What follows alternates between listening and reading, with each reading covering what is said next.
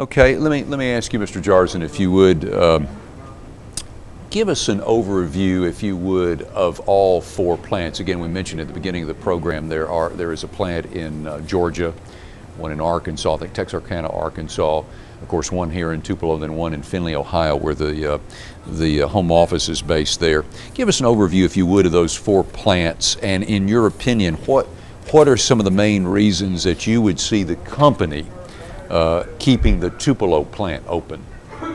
Okay, as you mentioned, we do have 4 plants. The home office is in Findlay, Ohio. That plant was established in 1917. Wow. We have about 1,100 employees making tires. We also have the home office as well as the Research and Development Center, our technical center, and a mold manufacturing operation in Findlay, Ohio.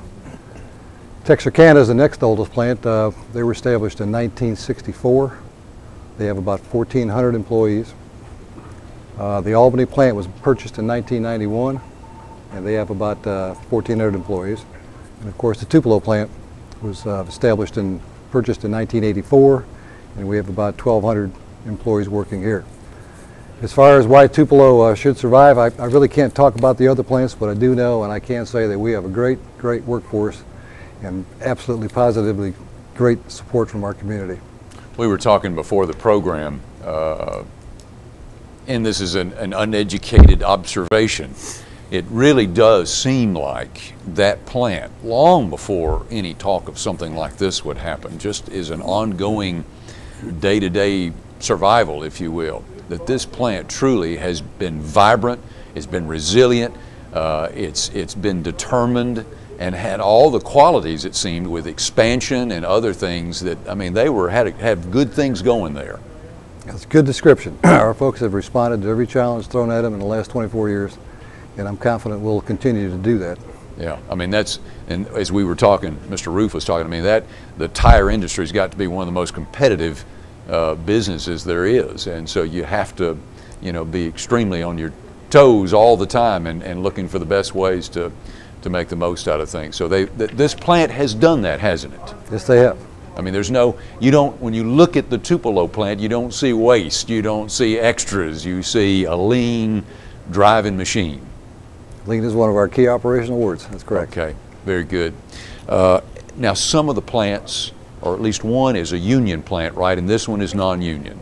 That's correct. Okay, very good. Okay, we're staying with you, Mr. Jarson.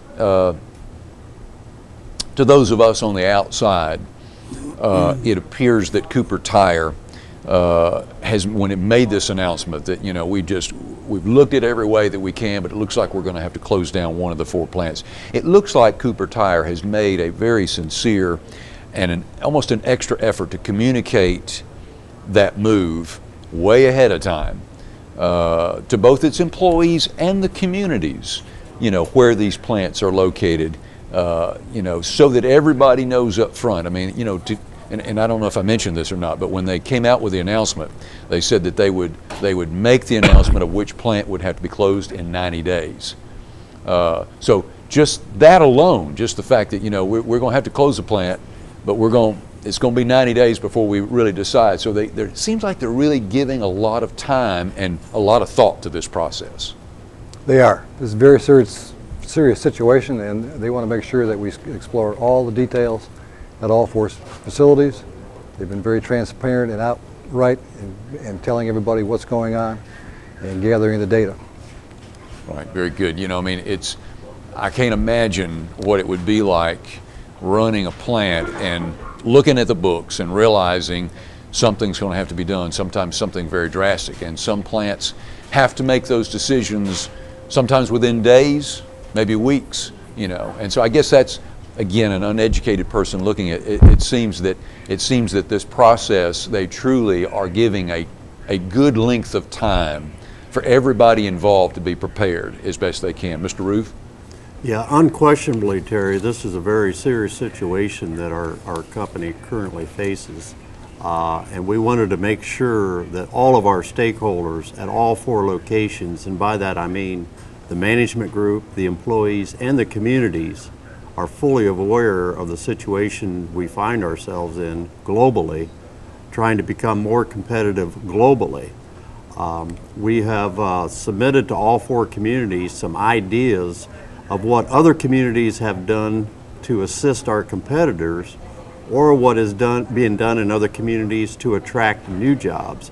And we truly feel this same concept could be brought to existing industries as a way to retain current jobs and current employment. Mm-hmm. So that list of things, is that something that you think, is that something that this community can do for Cooper Tire specifically? Yeah, undoubtedly. Okay. Not only this community, but most likely all 4 communities will present a good package that will help our company long-term drive our cost structure down further. Yeah. You know, again, just thinking this out loud, if you will, what if all these communities came up with excellent ideas? Is it possible that then they may not have to shut down any of the plants, or is that almost a given? Well, there are up to 10 different factors that are going to be weighted that will allow the capacity study group to reach its final conclusion. Of those 10 factors, community involvement, community support is just one. Other factors such as how flexible is the facility, how adaptive to change are their workers, what will be the overall cost structure of our network once any transition is made, what will be the cost of that transition, how will we be able to support our current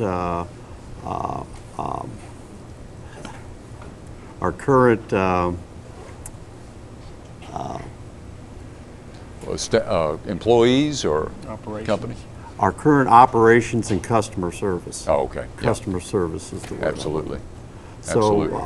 allowing us to keep our customer service at a very high standard, Right. a standard that we're known for in our industry, will be an important element of this. That's an excellent point.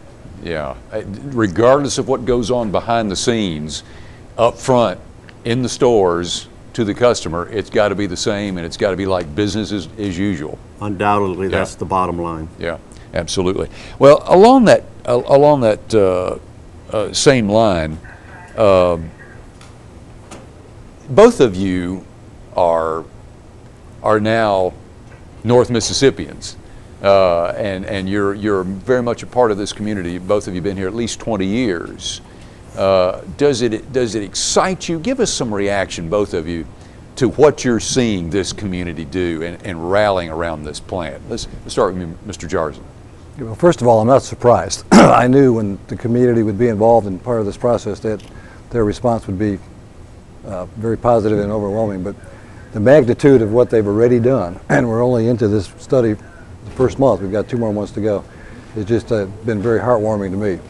Right, and we'll talk about some of those things in just a moment. How about you, Mr. Roof? Yeah, I shared Terry's feelings. What we're seeing in terms of community support is certainly no surprise to me either. We've seen this time and time again with other industries, with other issues that have arisen in the community. And time after time, this community has found the right answers and just kept the ball rolling for all of us. Right. Are you getting some response from the employees about that support? Because, you know, you all are a family, and I know all of you feel so cognizant of those employees.